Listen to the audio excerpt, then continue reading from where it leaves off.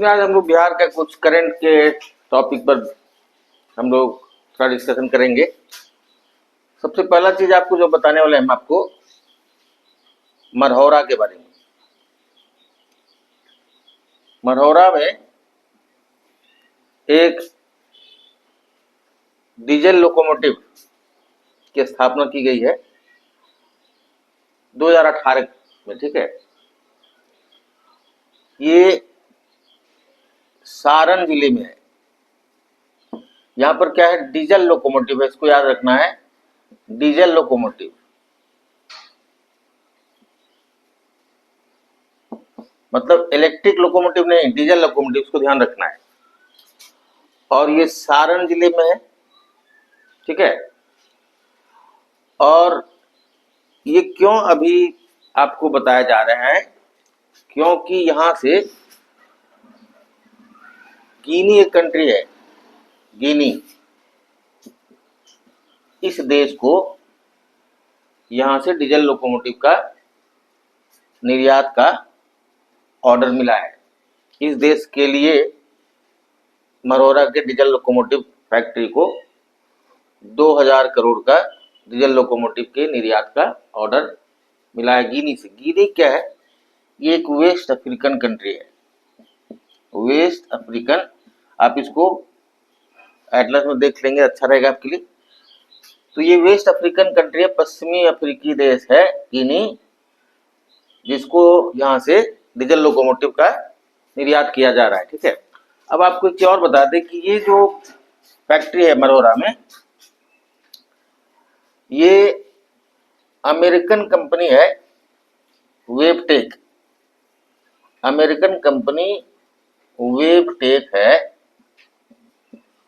जिसका सब्सिडरी है GE transportation, GE transportation.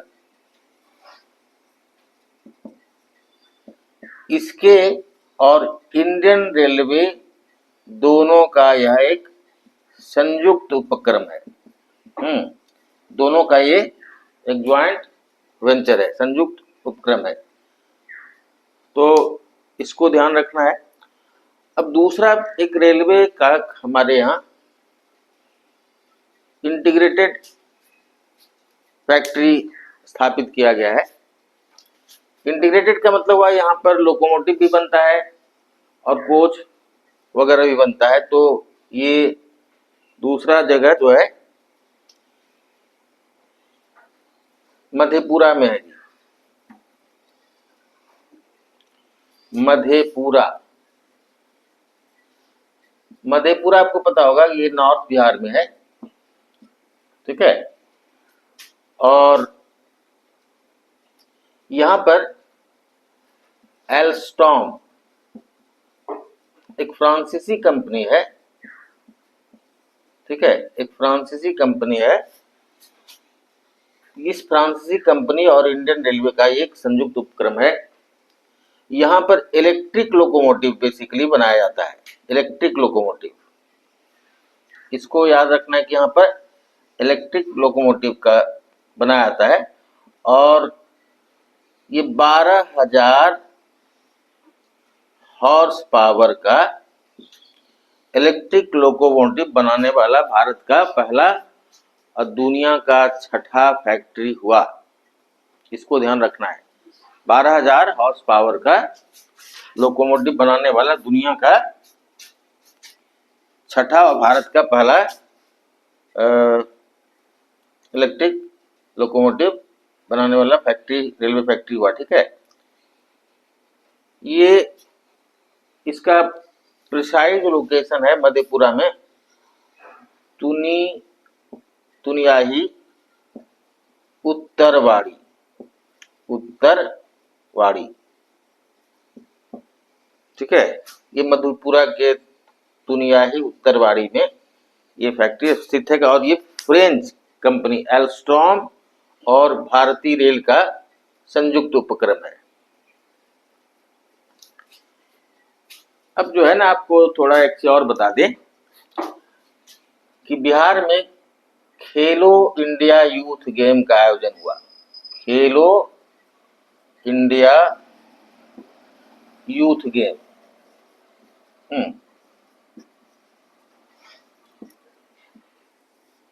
ठीक है। इसका उद्घाटन प्राइम मिनिस्टर के द्वारा वर्चुअली किया गया। इसका उद्घाटन समारोह हुआ पाटलिपुत्रा स्पोर्ट्स कॉम्प्लेक्स। ठीक है, पाटलिपुत्रा स्पोर्ट्स कॉम्प्लेक्स में इसका 4 मई को इसका उद्घाटन प्रधानमंत्री के द्वारा किया गया वर्चुअली। ठीक है, अब इसके बारे में थोड़ा विस्तार से जानने।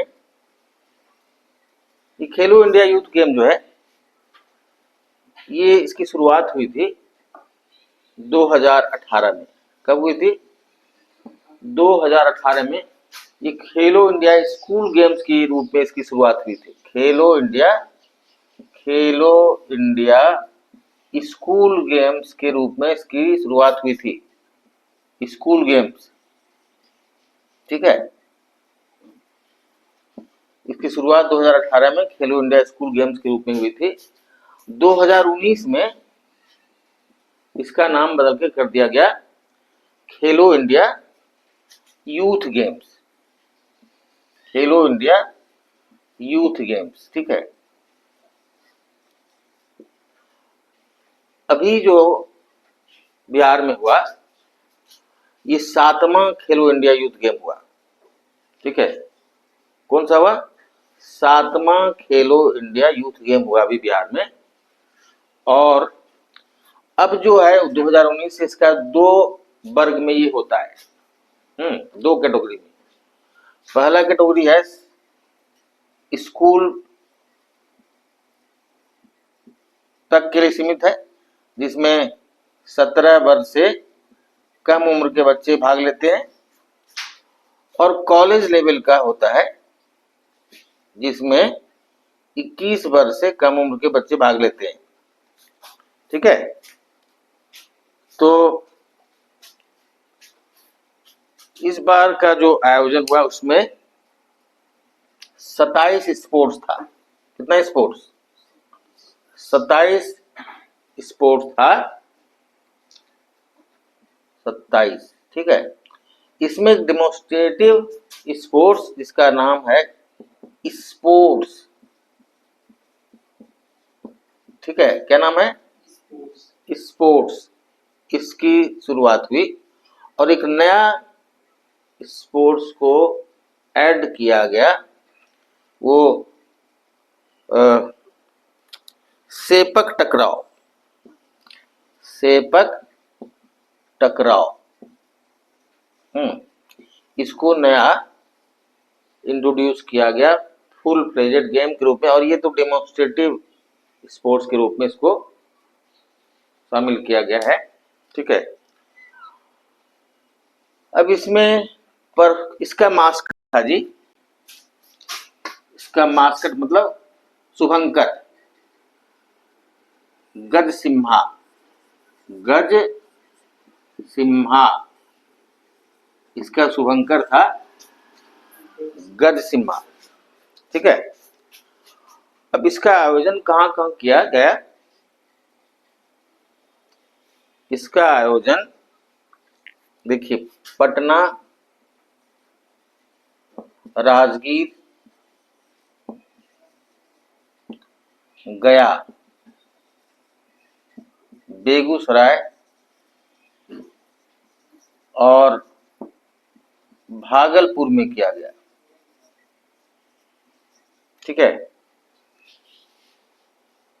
राष्ट्रीय स्तर का कोई स्पोर्ट्स स्पर्धा आयोजित करने में बिहार को पहली बार इतने बड़े स्तर पर मौका मिला। लेकिन इसका कुछ गेम्स या कुछ स्पोर्ट जो है वो बिहार में नहीं हुआ, जैसे शूटिंग, शूटिंग, साइकिलिंग और जिम्नास्टिक। ये 3 गेम जो है, ये तीनों गेम न्यू दिल्ली में इसका आयोजन किया गया। कौन कौन सा?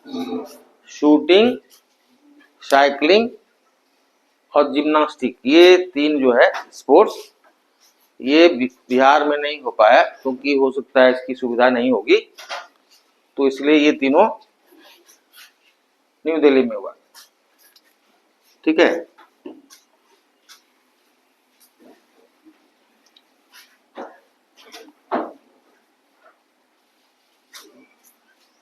अब सुनिए जी, 2025 का जो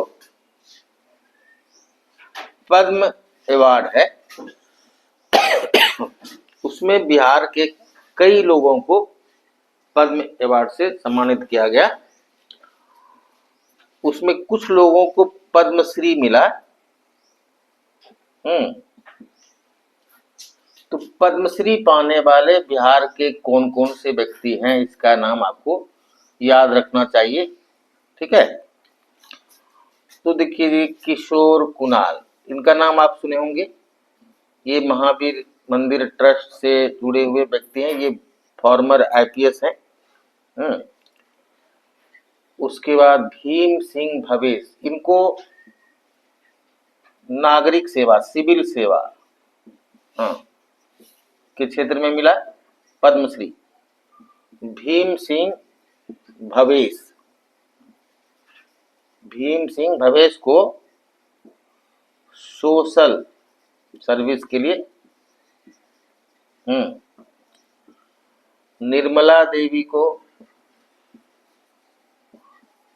इनको मिला सुजीनी एम्ब्रॉयडरी मतलब आर्ट के लिए। ठीक है, हेमंत कुमार, इनको मेडिकल फील्ड में मतलब चिकित्सा के क्षेत्र में मिला। एक है नित्यानंद जी महाराज हैं, नित्यानंद जी महाराज, नित्यानंद जी महाराज, इनको अध्यात्म के क्षेत्र में ये पद्मश्री मिला। 2 व्यक्ति को पद्म भूषण, पद्म विभूषण मिला है। पद्म विभूषण 2 व्यक्ति को मिला है बिहार से, दोनों को पोस्टह्यूमसली मतलब मरणोपरांत। एक शारदा सिन्हा, इनके बारे में जानते हैं। ये बहुत फेमस रही है, खास करके छठ गीत के लिए। ठीक है, उसके बाद सुशील मोदी, तो ये बिहार से पद्मश्री और पद्म अवार्ड पाने वाले लोगों के बारे में आपको बताए।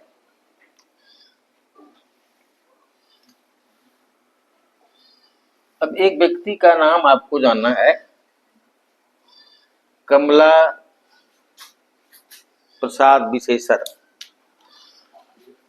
कमला प्रसाद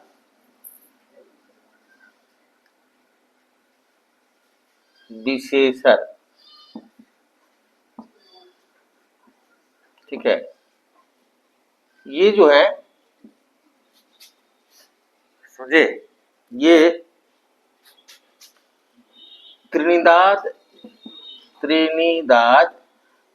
एंड टोबैगो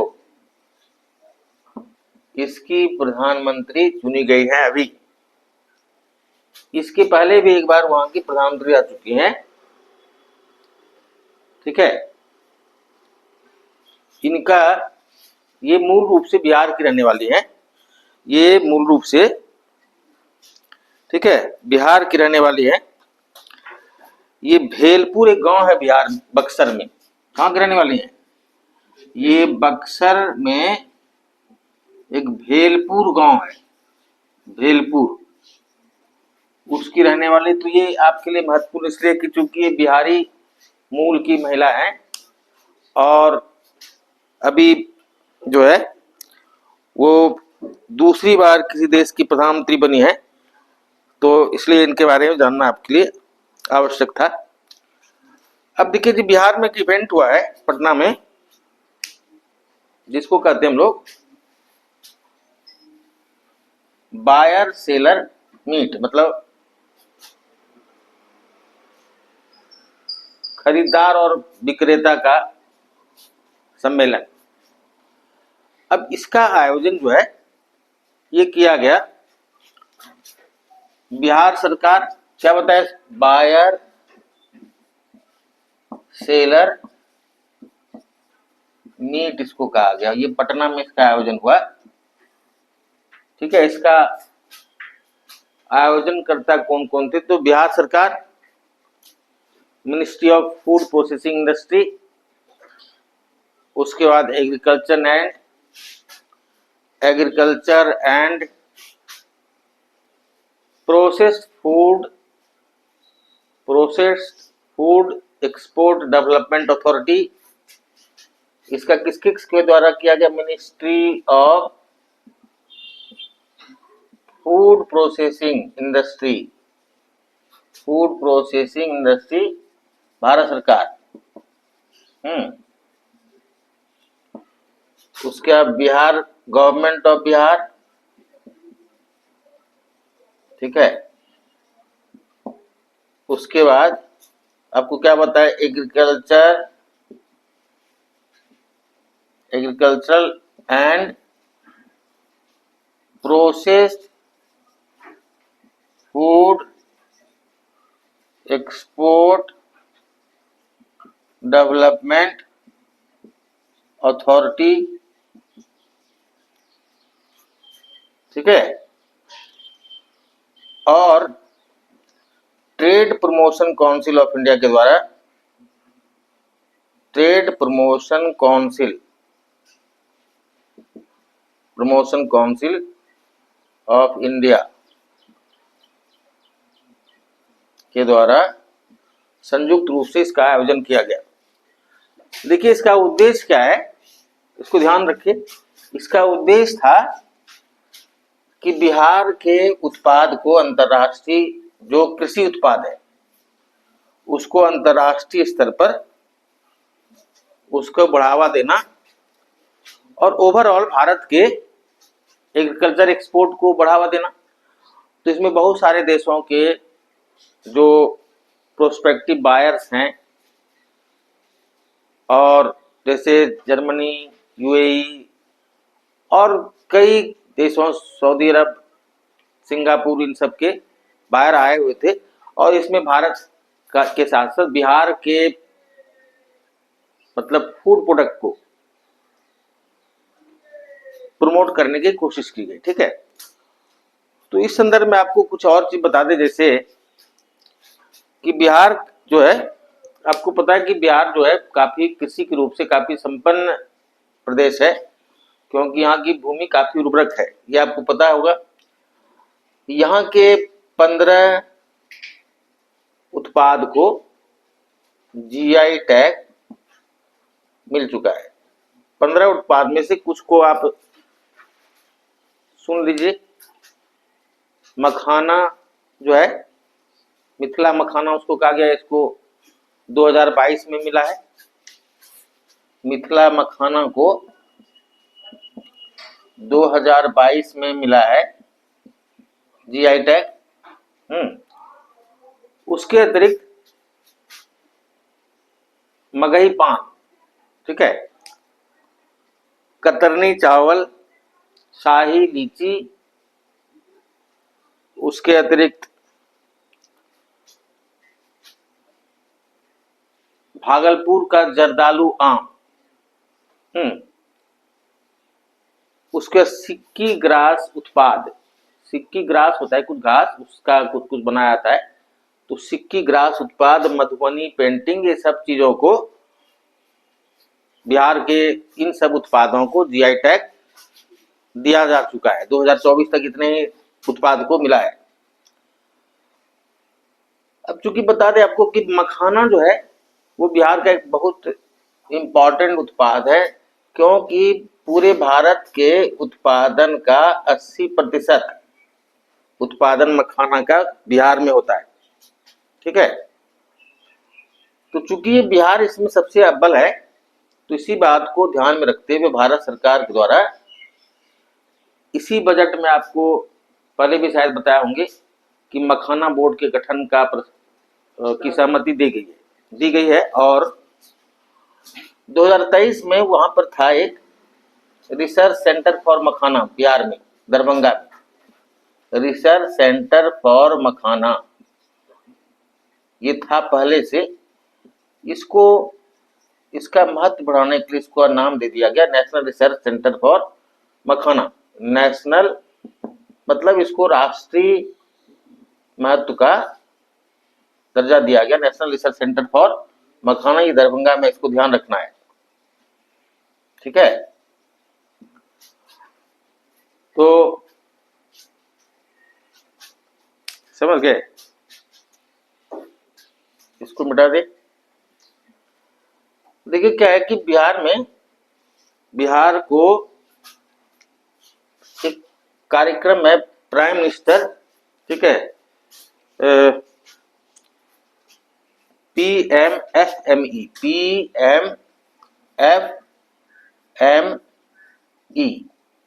ये क्या है कि prime minister formulation of micro food processing, formulation of micro food processing entrepreneur upgradation scheme, और प्रधानमंत्री prime minister formulation of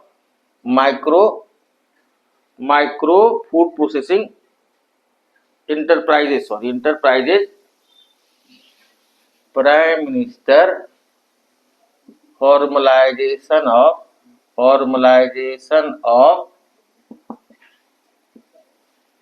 food processing micro, prime minister formulation of food processing micro enterprises. अब ये क्या है, इसको, इस प्रोग्राम में बिहार पूरे भारत में पहले नंबर पर आया है। ये एक विशेष प्रकार का प्रोग्राम है, prime minister formulation of food processing micro enterprises.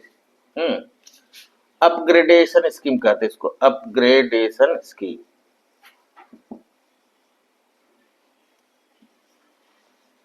ये क्या है समझ लीजिए कि बिहार में जो छोटे स्तर पर माइक्रो मतलब एकदम लघु सूक्ष्म स्तर पर जो वहां पर काम किया जा रहा है किसी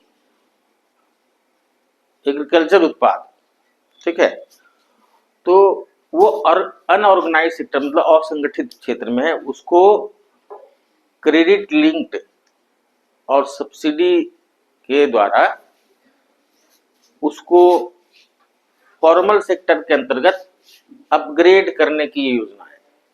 बात समझे, बिहार के जो छोटे स्तर पर जो फूड प्रोसेसिंग का काम करने वाले लोग हैं उसको ऋण और सब्सिडी वगैरह प्रदान करके उसको अपग्रेड करना है।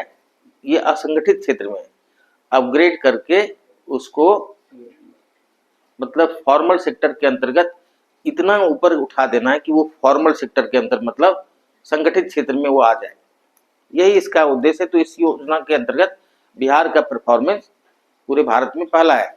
इसके अंतर्गत क्या है ना, इसका मेन फोकस है वन डिस्ट्रिक्ट वन प्रोडक्ट। ये जानते होंगे कि हमारे प्रधानमंत्री का ये एक बहुत फोकस्ड मतलब क्या कहते हैं प्रोग्राम है कि वन डिस्ट्रिक्ट वन प्रोडक्ट। तो इसको बढ़ावा देना पहला चीज इसका है। और दूसरा चीज कि वेस्ट टू वेल्थ मतलब हम लोग बहुत सारा चीज है वेस्ट टू वेल्थ जिसको हम लोग फेंक देते हैं इसी तरफ, तो उससे बहुत सारा चीज उत्पाद बनाया जा सकता है। तो ये भी एक इसका मतलब फोकस एरिया है इस प्रोग्राम का, ठीक है। और ये आमतौर पर जो एस्पिरेशन डिस्ट्रिक्ट है मतलब आकांक्षा जिला, उसमें ये कार्यक्रम है। इसमें क्या होता है ना कि एसएचजी के माध्यम से, एसएचजी आप सुनते हैं, सेल्फ हेल्प ग्रुप, तो स्वयं सहायता समूह के माध्यम से इन लोगों को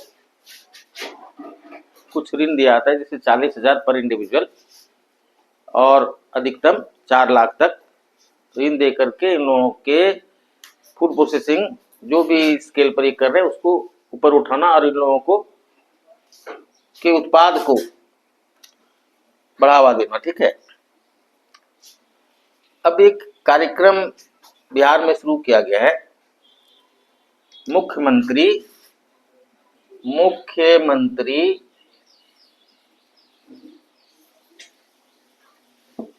नीरा संवर्धन योजना। नीरा संवर्धन योजना।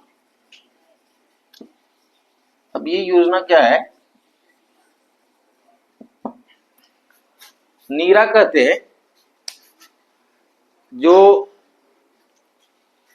ताड़ से और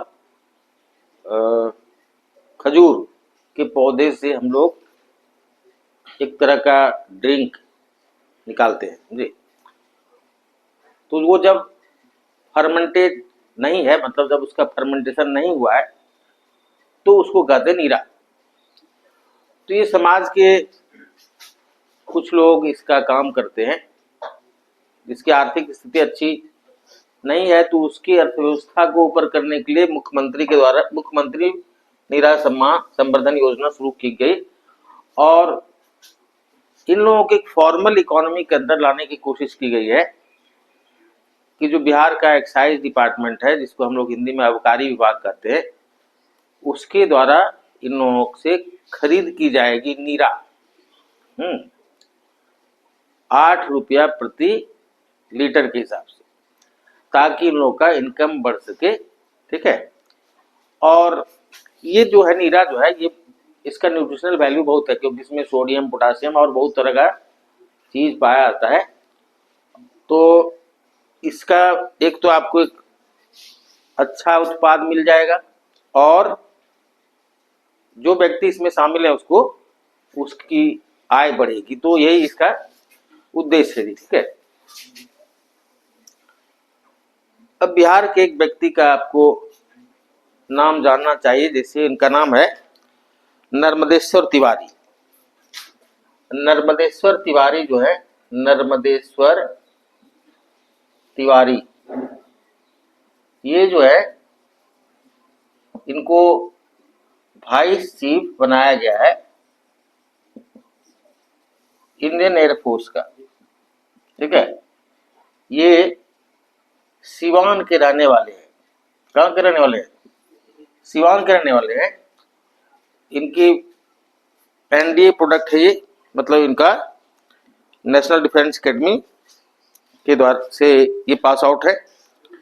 ठीक है, और अब एक चीज थोड़ा कास्ट सेंसस के बारे में बहुत आजकल चर्चा है, तो इसके बारे में थोड़ा आपको जानकारी दे दे। देखिए, ऐसा है ना कि भारत में सेंसस जो है, ये सेंसस ये एक यूनियन लिस्ट का सब्जेक्ट है, नहीं जी, यूनियन लिस्ट में, और आर्टिकल 246 के अंतर्गत ये भारत सरकार करवाती है सेंसस, जनगणना। ठीक है, तो जनगणना जो है ये राज्य सरकार का इसमें रोल नहीं है, याद रखना है। कास्ट सेंसस जब आप कहते हैं तो कास्ट सेंसस सरकार नहीं करवा सकती है, सेंसस राज्य सरकार, क्योंकि ये केंद्र सरकार का विषय है। तो इसलिए इसको कहा जाता है कास्ट सर्वे। क्या कहते हैं? कास्ट सर्वेक्षण, जाति सर्वेक्षण। ये सेंसस क्योंकि विषय है ये यूनियन लिस्ट का। ठीक है, दूसरी चीज बता दें आपको कि भारत में सबसे पहली बार सेंसस शुरू हुआ 1872 में, लॉर्ड मेयो के टाइम में। लॉर्ड मेयो 1881 से हर 10 वर्ष पर, रिपन के काल से ये हर 10 वर्ष पर ये सेंसस भारत में होता है। तो 1881 से लेकर 1931 तक भारत में कास्ट सेंसस हुआ, मतलब जिस समय जनगणना की जाती थी उस समय लोगों से उसकी जाति पूछा जाता था। लेकिन 1931 के बाद इसको डिसकंटिन्यू कर दिया गया और आज़ादी के बाद इसको छोड़ दिया गया। हमारा जो लास्ट सेंसस हुआ, अंतिम जो हमारे यहाँ जनगणना हुआ, वो 2011 में हुआ। ठीक है, तो 2011 में हुआ, तो ये आज़ादी के बाद का 7वां जनगणना था, आजादी के बाद का 7वां जनगणना था। तो इस समय तक 1931 के बाद फिर कास्ट सेंसस बंद हो गया। और अभी जो 2021 में जो जनगणना होना था वो आपको पता है कोरोना कारण नहीं हो पाया, तो वो 2026 में संभवतः होना है और यह जाति पर आधारित जनगणना होगी। समझ गए? तो पहली बार 1931 के बाद मतलब सरकारी तौर पर या आधिकारिक तौर पर जाति पर आधारित जनगणना होगी, जो 2026 में होने की संभावना है। और एक और चीज बता दें आपको कि जो ये कास्ट सेंसस हुआ है, जिसको आप कह रहे हैं कास्ट सेंसस, वो कास्ट सर्वे, तो ये इन राज्यों के द्वारा किया गया है, बिहार, आंध्र प्रदेश, तेलंगाना, और कर्नाटक के द्वारा भी किया गया है, लेकिन कर्नाटक के द्वारा अभी इसका रिपोर्ट संभवतः जारी नहीं किया गया है। तो ये सब स्टेट जो है कास्ट सर्वे, सेंसस नहीं है ये, इसको ध्यान रखना है। ठीक है, चलिए आज इतना ही, आपको कुछ जानकारी देने की कोशिश की गई। चलिए, जय हिंद।